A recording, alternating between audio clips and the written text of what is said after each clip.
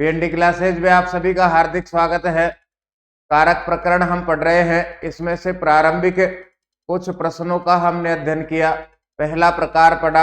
आज अपना विषय होगा कारक प्रकरण में से तृतीया और चतुर्थी विभक्ति। आइए प्रारंभ करते हैं हम कारक प्रकरण। इसमें से प्रारंभिक पैटर्न को हमने पढ़ा था। रिक्त स्थान में हमें शब्द मिलेगा, उस शब्द में विभक्ति जोड़नी है। ये प्रारंभिक पैटर्न था अपना। रिक्त स्थान होगा, उस रिक्त स्थान में शब्द लिखा हुआ मिलेगा, उसमें हमें विभक्ति जोड़नी है। ये 2022 में पूछा गया प्रश्न है। फिर आगे बढ़ेंगे तो दूसरा पैटर्न हम पढ़ रहे हैं।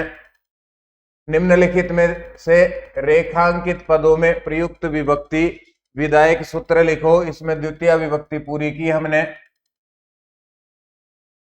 आज हम तृतीय विभक्ति से प्रारंभ करेंगे। मासेन अधीतः ग्रंथ है। महीने भर में ग्रंथ पढ़ लिया, एक महीने में ग्रंथ पढ़ लिया, एक महीने में ग्रंथ पूरा किया तो उसको फल प्राप्ति हो गई। उसका टारगेट था एक महीने में किसी भी ग्रंथ को मैं पढ़ करके पूरा करूंगा तो उसको फल प्राप्ति हो गई। हमसे पूछा गया है ये किस सूत्र का उदाहरण है,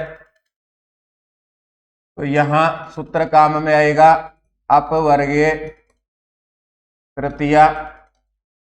अपवर्ग का यहां अर्थ है फल प्राप्ति होने पर, फल की प्राप्ति होने पर तृतीया तृतीया विभक्ति होती है।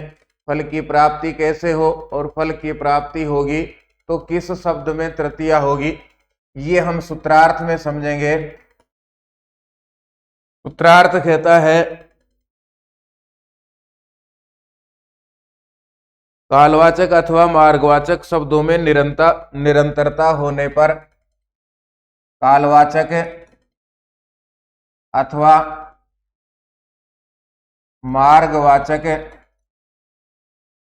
शब्दों में, कालवाचक अथवा मार्गवाचक शब्दों में निरंतरता होने पर कालवाचक अथवा मार्गवाचक शब्द में, कालवाचक अथवा मार्गवाचक शब्द में तृतीया विभक्ति होती है। तृतीया विभक्ति होती है। फिर से देखिए, कालवाचक शब्द हो या मार्गवाचक शब्द हो, इनमें निरंतरता हो। कालवाचक काल यानी समय बताने वाला शब्द, मार्ग यानी रास्ता बताने वाला, पथ बताने वाला शब्द हो और उनमें निरंतरता हो।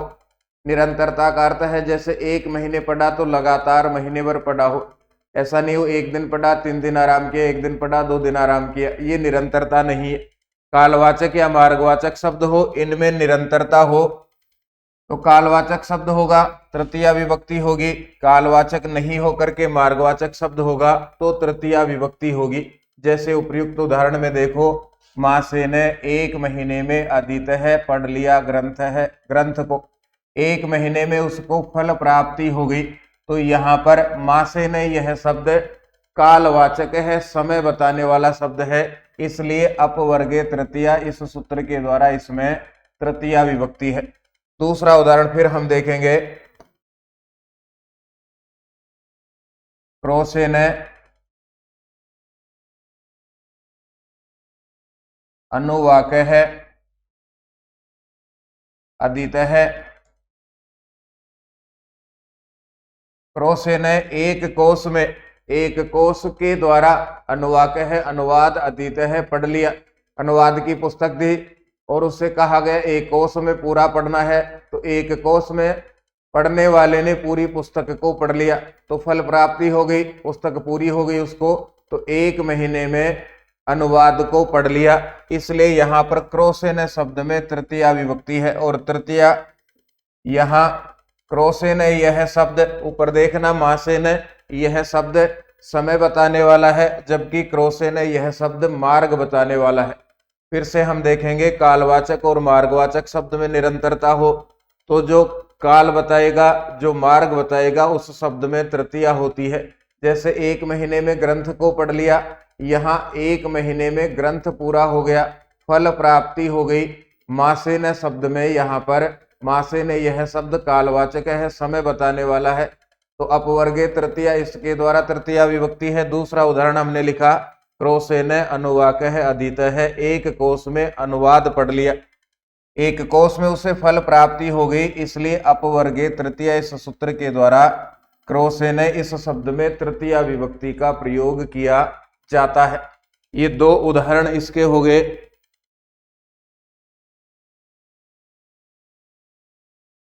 फिर आगे बढ़ते हैं।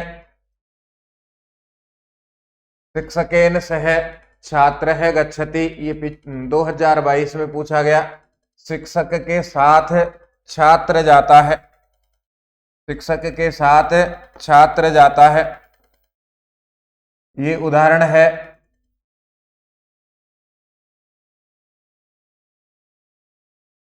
सहयुक्ते अप्रधाने सूत्र का, इसी सूत्र में इसका अर्थ लिखा हुआ है। देखिए, सह, इसका अर्थ है यहां सह, साकम, समम और सार्धम। अप्रधाने, अप्रधान कर्ता में। फिर से देखिए, सूत्र के अनुसार ही समझ रहे हैं। सह, सह से यहाँ 4 अव्यय हैं, सह, सह, साकम, समम, सार्धम। इन अव्ययों का प्रयोग किसी भी वाक्य में हो और दूसरा शब्द हमने अलग किया, अप्रधाने, अप्रधान कर्ता में।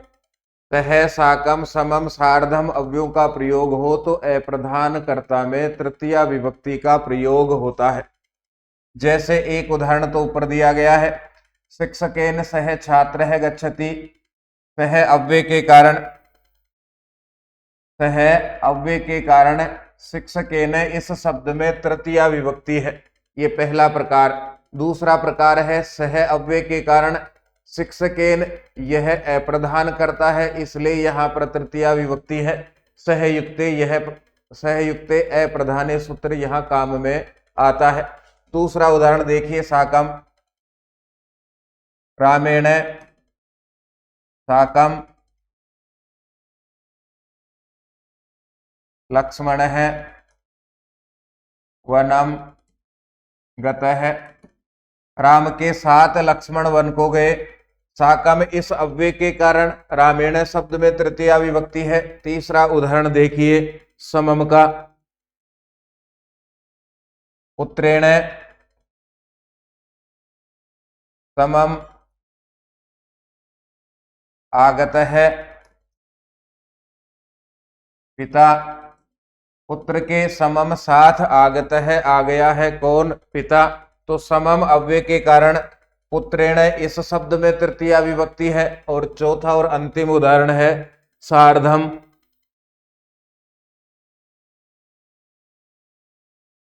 गुरुणा सार्धम आगत है, शिष्य है।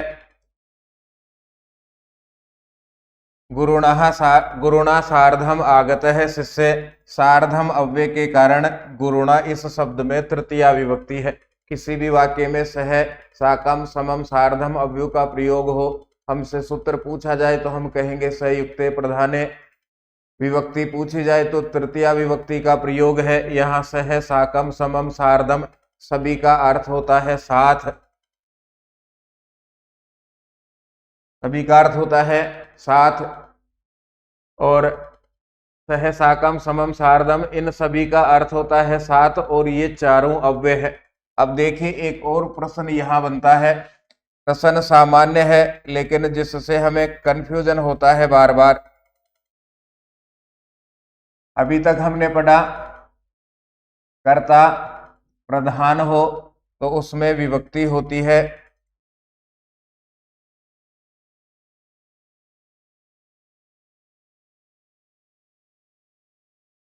प्रधानकर्ता, इसमें विभक्ति होती है प्रथमा, और अप्रधानकर्ता, इसमें विभक्ति होती है तृतीया। प्रधानकर्ता का उदाहरण राम है, पठति, राम पढ़ता है, ये प्रधानकर्ता का उदाहरण है। और अप्रधान का अभी हमने पढ़ा रामेण सार्धम, लक्ष्मण है, वनम गतः, ये अप्रधानकर्ता का उदाहरण है। इस प्रकार का अंतर भी हम पढ़ने के साथ साथ देखते चले। ये प्रश्न सामान्य लगता है लेकिन बड़ी एग्जाम में आ जाता है तो वहां चक्कर हो जाता है कि ये है क्या।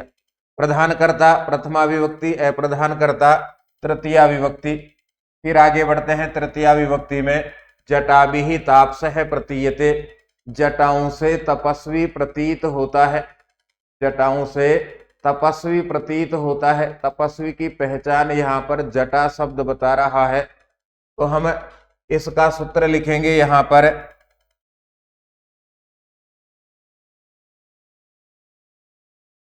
इत्थम भूत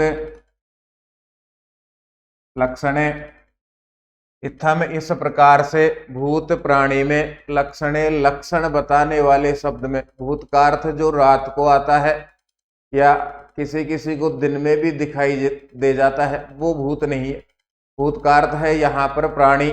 इत्थम इस प्रकार से भूत प्राणी में, लक्षणे प्राणी के लक्षणे, लक्षणवाचक शब्द में तृतीया विभक्ति का प्रयोग होता है।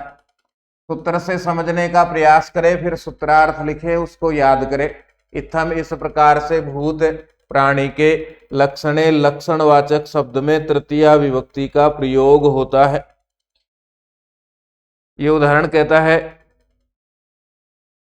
किसी विशेष प्रकार के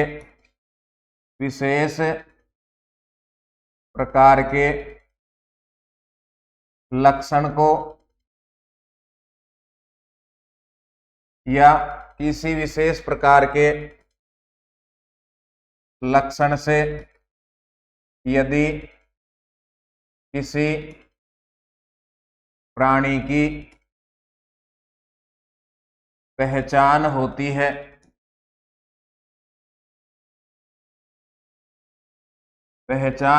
है, तो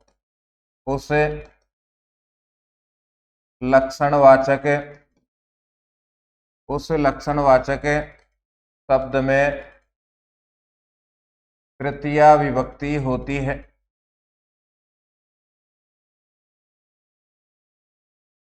तृतीया विभक्ति होती है।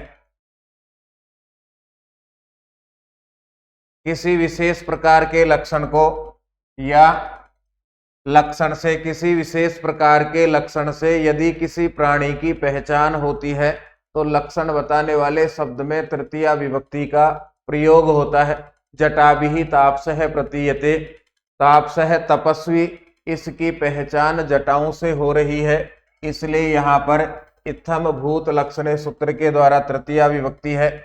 और दूसरा इसका उदाहरण है आकृत्या, आकृत्या सूरः, आकृत्या सूरः, आकृति से वीर है, आकृति से वीर दिखाई दे रहा है। कोई मोटा तगड़ा खा पी करके पहलवान था, तो उसको देख करके ऐसा लगा कि ये वीर व्यक्ति है, तो वीर की पहचान क्या हो गई यहाँ पर आकृति, वीर का लक्षण क्या हो गया यहाँ पर आकृति। इसलिए इस शब्द में इत्थम भूत लक्षणे सूत्र के द्वारा तृतीया विभक्ति का प्रयोग है। फिर आगे बढ़ते हैं। नृपः निर्धनाय धनम यच्छति, राजा निर्धनाय निर्धन के लिए धनम धन को यच्छति देता है। 2020 में पूछा गया, राजा निर्धन के लिए धन को देता है, जिसको दान देकर के संतुष्ट किया जाता है या जो दान लेकर के संतुष्ट होता है उसमें चतुर्थी विभक्ति का प्रयोग होता है, उसको संप्रदान कारक कहा जाता है। ये उदाहरण है कर्मणा यम भी प्रति स संप्रदानम सूत्र का कर्मणा यम भी प्रति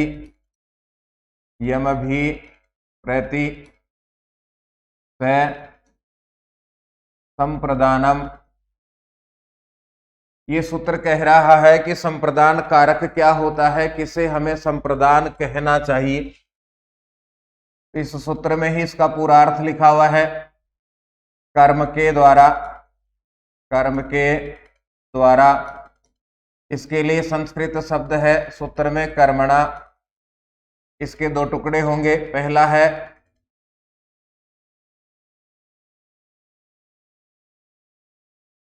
है कर्मणा, कर्म के द्वारा, जिसको, इसके लिए शब्द काम में आया है यम अभिप्रति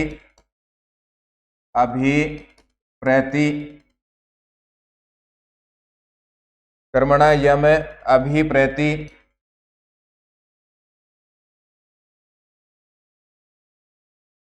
जिसको संतुष्ट किया जाता है। इसके लिए शब्द काम में आया है अभिप्रति। वह, इसके लिए काम में आया है शब्द स संप्रदान कारक होता है। संप्रदान कारक होता है।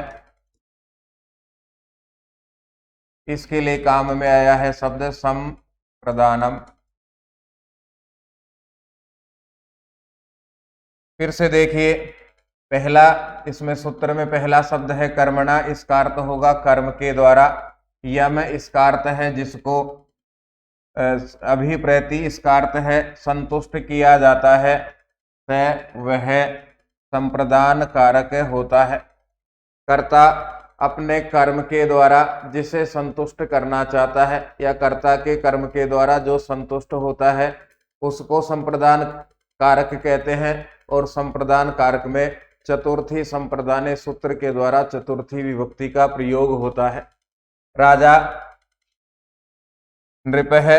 राजा निर्धनाय, निर्धन के लिए धनम यच्छति, धन को देता है। राजा धन दे करके निर्धन को संतुष्ट करना चाहता है। इसलिए कर्मणा यम भी प्रति स संप्रदानम सूत्र कहता है कि निर्धनाय, यह शब्द यहाँ पर संप्रदान कारक है।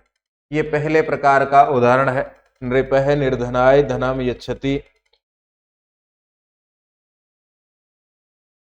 इसमें एक प्रश्न और है अपने पास में। ये प्रश्न कभी कभार पूछ लिया जाता है बड़ी परीक्षा में। अभिप्रति इस शब्द का अर्थ क्या है? अभिप्रति इस शब्द का अर्थ क्या है? जिसके लिए दान दिया जाता है, जो दान को लेकर के संतुष्ट होता है, उसी को अभिप्रति कहा जाता है।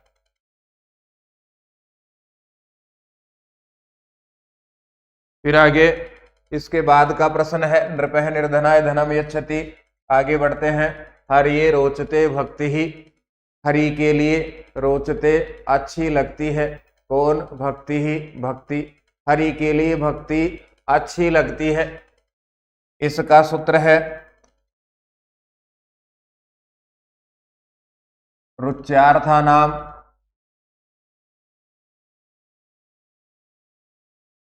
प्रियमाणः। रुच्यार्थानाम प्रियमाणः।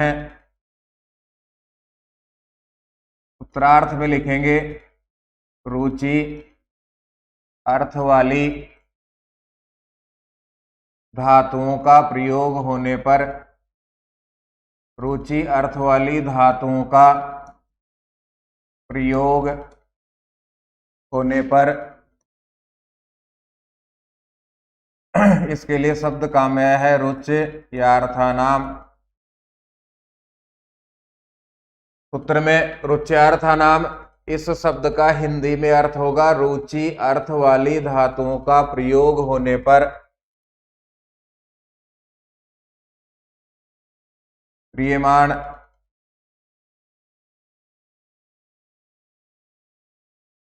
रुचि अर्थ वाली धातुओं का प्रयोग होने पर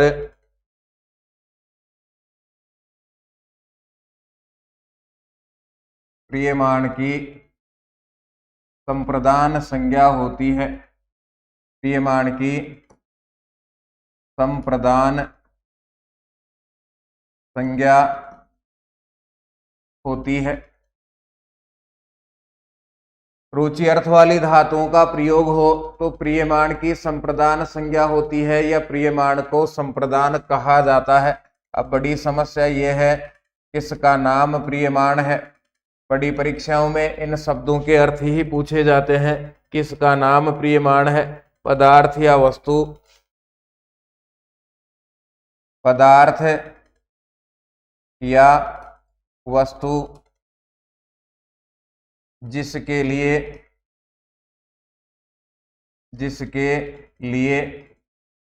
प्रिय हो। जिस व्यक्ति के लिए कोई भी पदार्थ या वस्तु प्रिय होती है तो उस पदार्थ या वस्तु को प्रियमाण कहा जाता है। वापस उदाहरण पर लौटिए। हरिये रोचते भक्ति ही, हरि के लिए भक्ति अच्छी लगती है।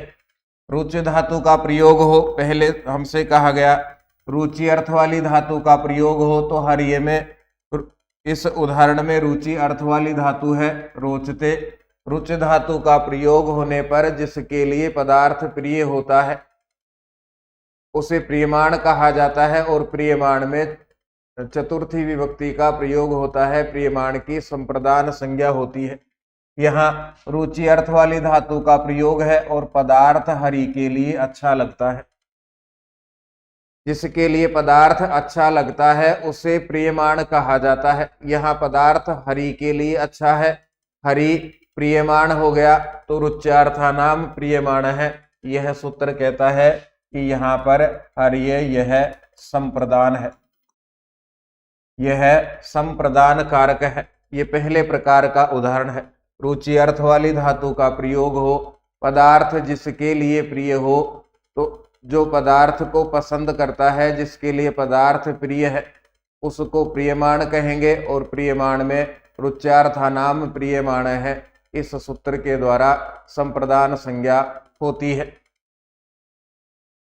ये इसका उदाहरण हो गया, हरिये रोचते है भक्ति ही। फिर दूसरा उदाहरण है मह्यम एपुपहा रोचन्ते।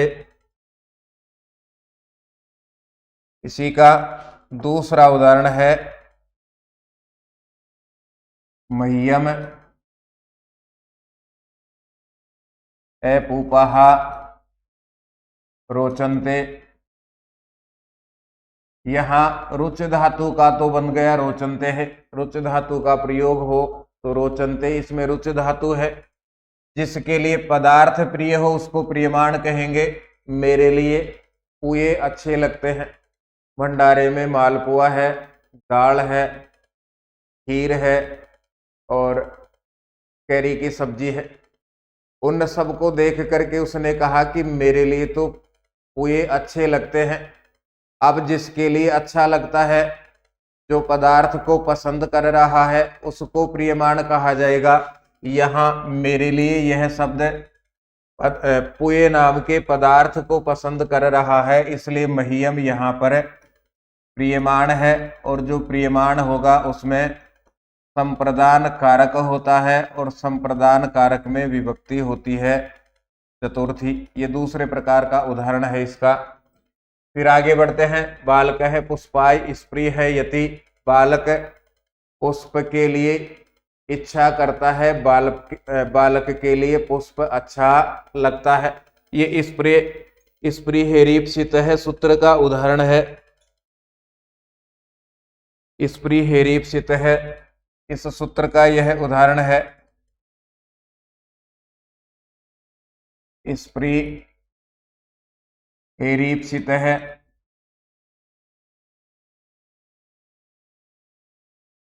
दो टुकड़े होंगे, स्प्रिय है और ईप्सित है। दो टुकड़े हो गए सूत्र के।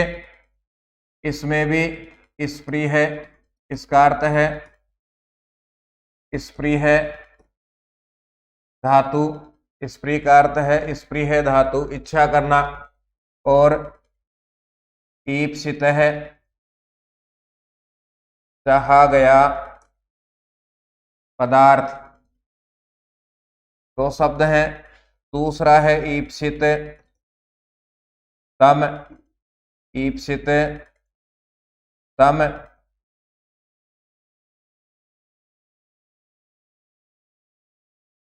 ईप्सित तम, सब में से एक को चाहना। सब में एक को चाहना। दोनों शब्दों को फिर से समझो। ईप्सित चाहना, केवल ईप्सित चाहना। जैसे एक विद्यार्थी 6 विषयों को पढ़ता है कक्षा 10 तक, तो सभी विषयों को चाह रहा है, सभी विषय उसे अच्छे लगते हैं। और ईप्सित तम का अर्थ है सब में से एक को चाहना। फिर उससे पूछा जाए कि सब में से सबसे अच्छा विषय कौन सा है, तो वो कहेगा संस्कृत है, गणित है, सामाजिक विज्ञान है। तो जिस भी एक विषय का नाम बोलेगा वो ईप्सित तम हो गया। ईप्सित चाहना, ईप्सित तम, सब में से एक को चाहना। अब वापस सूत्र के अर्थ की ओर लौटेंगे हम। ये सूत्र कहता है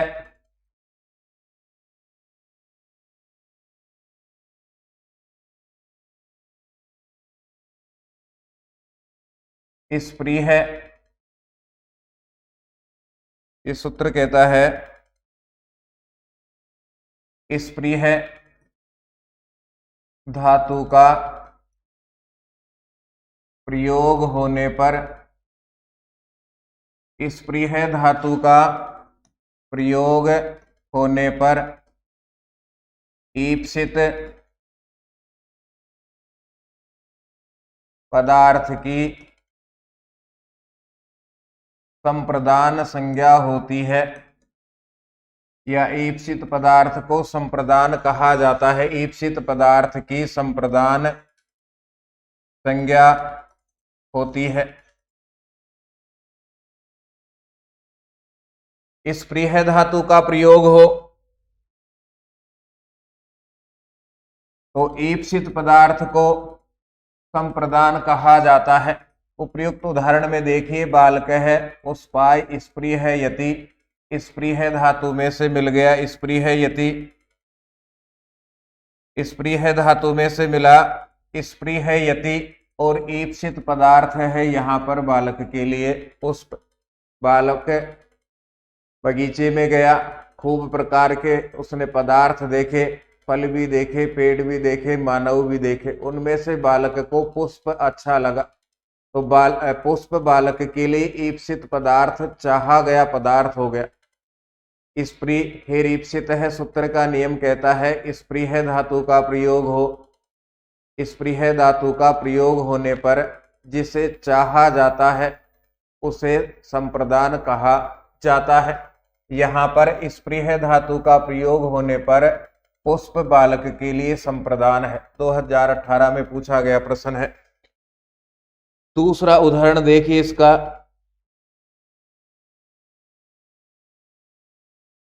बहुवचन में भी पूछा जा सकता है ये अपने से। बालक है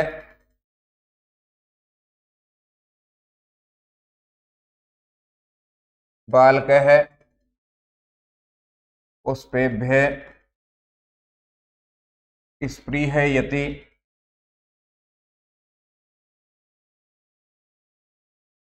अंतर केवल वचन का है। यहाँ एक वचन था, ये बहुवचन है। बालक पुष्पों से स्प्रिय करता है, बालक पुष्पों को चाहता है। बालक यहाँ बालक के लिए ईप्सित पदार्थ है, यहाँ पर पुष्प। सूत्र की ओर फिर से लौटिए। स्प्रिय धातु का प्रयोग हो तो ईप्सित पदार्थ को संप्रदान कहा जाता है। ईप्सित पदार्थ का अर्थ क्या है? चाहा गया पदार्थ। दो शब्द पढ़े थे हमने, ईप्सित और ईप्सित तम। ईप्सित यानी चाहा गया पदार्थ, और ईप्सित तम का अर्थ है सब में से एक को चाहना। यहाँ पर ईप्सित पदार्थ के लिए कहा गया है स्प्रिय धातु का प्रयोग हो। स्प्रिय धातु का प्रयोग होने पर ईप्सित पदार्थ को संप्रदान कहा जाता है। तो उदाहरण हमने पढ़े, बालक पुष्प के लिए स्प्रिय करता है, बालक पुष्प को चाहता है। तो बालक के लिए ईप्सित पदार्थ दोनों उदाहरणों में पुष्प है। फिर आगे बढ़ते हैं। मुक्तये हरिम भजति, मुक्ति के लिए हरि को भजता है। ये वार्तिक का उदाहरण है। मुक्तये हरिम भजति, ये वार्तिक का उदाहरण है।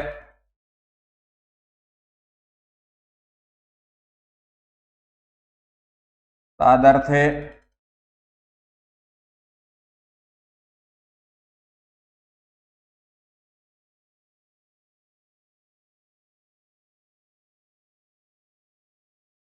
तादर्थे चतुर्थी, बहुत पहले पूछा गया प्रश्न है ये 2011 में। तादर्थे चतुर्थी वाच्या, अभी तक जितने भी उदाहरण पढ़े वो सूत्र के थे, ये वार्तिक का उदाहरण है। तादर्थे चतुर्थी वाच्या, किस प्रयोजन के लिए?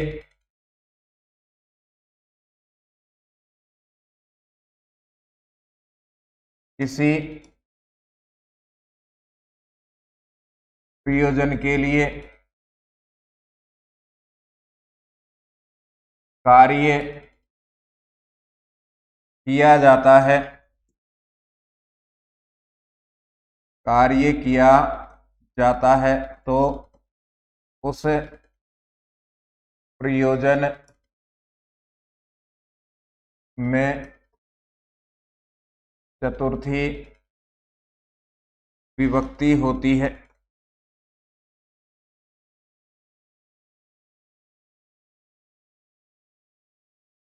किसी प्रयोजन के लिए कार्य किया जाता है तो उस प्रयोजन में चतुर्थी विभक्ति होती है। प्रयोजन का अर्थ क्या है? कारण। किसी कारण के लिए कोई कार्य किया जाता है तो उस कारण में चतुर्थी विभक्ति होती है। बांध में तैरता है तो तैरने का कारण क्या है? या तो फिटनेस चाहिए, या मछली पकड़ना है, या फिर आनंद लेना है। तो जो भी कारण होगा उस कारण में चतुर्थी विभक्ति का प्रयोग किया जाता है। साथ वाले के कान पकड़ के खींचता है, साथ वाले की कॉफी लेकर के जाता है, तो कॉफी ले जाने का जो भी कारण होगा, कुछ देखने के लिए ले जाते हैं उसके पन्ने कैसे हैं, कुछ काम करने के लिए ले जाते हैं। यहाँ मुक्तये, मुक्ति के लिए हरिम भजती, हरि को भजता है। हरि के भजन का कारण है मुक्ति। मुक्ति चाहिए उसे, इस झंझट से थक गया, वो आते जाते ऐसे कमाते, यहाँ से वहां आते और जाते दोनों कामों में थक गया, तो कहता है मुक्तये हरिम भजती, मुक्ति के लिए हरि को भजता है। हरि के भजन करने का कारण है यहाँ पर मुक्ति। इसलिए तादर्थे चतुर्थी वाच्या, इस वार्तिक के द्वारा मुक्तये शब्द में चतुर्थी विभक्ति का प्रयोग है। ये आज का कंप्लीट है अपना काम। फिर से देखिए, ये पहला प्रकार जो हमने यहां से प्रारंभ किया था, आज हमने पढ़ा मासेन अधीतः ग्रंथ है। अपवर्गे तृतीया सूत्र का उदाहरण है कालवाचक मार्गवाचक शब्दों में निरंतरता हो तो कालवाचक और मार्गवाचक शब्द में तृतीया विभक्ति होती है। मासेन अधीतः ग्रंथ है, एक महीने में ग्रंथ पढ़ लिया। यहाँ पर महीना यह शब्द कालवाचक है। ग्रंथ पूरा पढ़ा, फल की प्राप्ति हो गई, इसलिए मासेन शब्द में अपवर्गे तृतीया सूत्र के द्वारा तृतीया विभक्ति का प्रयोग है।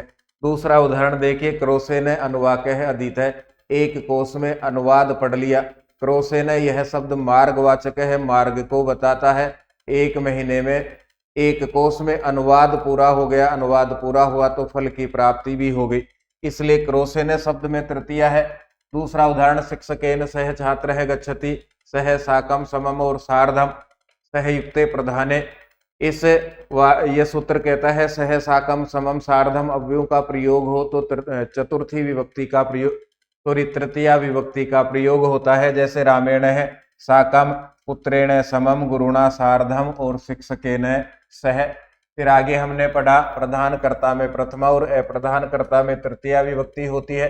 जटाभिः तापसः प्रतीयते इत्थम भूत लक्षणे, किसी विशेष प्रकार के लक्षण को बताने वाले शब्द में तृतीया विभक्ति का प्रयोग होता है। जैसे जटाभिः तापसः प्रतीयते, जटाओं से तपस्वी प्रतीत होता है। आकृत्या सूर है, आकृति से वीर दिखाई देता है, तो आकृत्या में तृतीया, जटाभिः इसमें तृतीया का बहुवचन है। फिर आगे बढ़ेंगे, नृपः निर्धनाय धनम यच्छति कर्मणा यमभिः प्रतिशय संप्रदानम, कर्म के द्वारा जिसको संतुष्ट किया जाता है या जो संतुष्ट होता है, दान के कर्म के द्वारा जो संतुष्ट होता है उसे संप्रदान कहते हैं। उपयुक्त उदाहरण में राजा निर्धन के लिए धन को देता है, धन को लेकर के निर्धन संतुष्ट हुआ, संप्रदान हो गया। हरिये रोचते भक्ति ही, रुच्यार्था नाम प्रियमाण है, रुचि अर्थ वाली धातुओं का प्रयोग हो तो प्रियमाण को संप्रदान कहा जाता है। प्रियमाण का अर्थ है पदार्थ या वस्तु जिसके लिए प्रिय होती है या जो पदार्थ या वस्तु को पसंद करता है। यहाँ हरि के लिए भक्ति अच्छी लगती है, इसलिए हरिये यह शब्द संप्रदान कारक चतुर्थी है।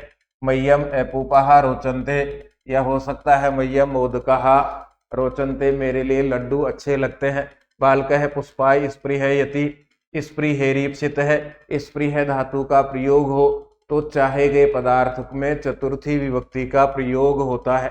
चाहे गए पदार्थ को संप्रदान कहा जाता है। मुक्तये हरिम वजदी, ये अंतिम था, तादर्थे चतुर्थी वाच्य इस वार्तिक का उदाहरण है। किसी प्रयोजन के लिए कोई कार्य किया जाता है तो उस प्रयोजन में चतुर्थी विभक्ति का प्रयोग होता है। मुक्ति के लिए हरि को भजता है। हरि भजन का कारण दाम कमाना नहीं है, हरि भजन का कारण यहाँ पर मुक्तये मुक्ति प्राप्त करना है। यह आज का अपना पूरा कालांश है और सरल प्रकार से समझने के लिए आप सबके सुझाव सादर आमंत्रित हैं। आप